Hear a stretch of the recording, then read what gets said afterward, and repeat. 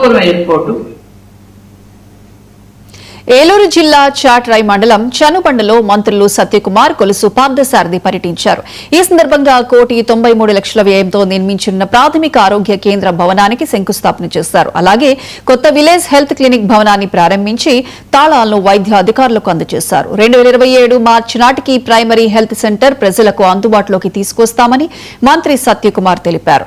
గ్రామీణ ప్రాంతాల్లో పేదలకు నాణ్యమైన ఉచిత వైద్య సేవలు అందించడమే ప్రభుత్వ ప్రధాన లక్ష్యమని మంత్రి స్పష్టం చేశారు.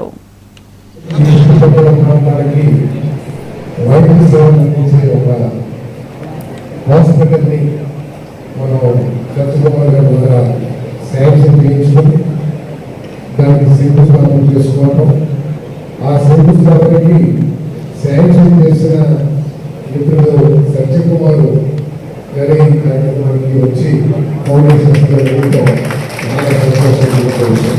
మరి కార్యక్రమానికి ఎన్ని మందులున్నా కూడా మరి ఆహ్వానం మేరకు మన ఆహ్వానం వచ్చిన ముఖ్యమంత్రి శ్రీ సత్యకుమార్ గారికి, వేరు పేరుగా మన కూటమి పార్టీ నాయకులకు, ప్రత్యేకంగా ఈ స్థలాదాత శ్రీనివాసరావు గారు, అదేవిధంగా శేష్ గారు, వారి ఎదురు గారు, వారికి ప్రత్యేక ముందు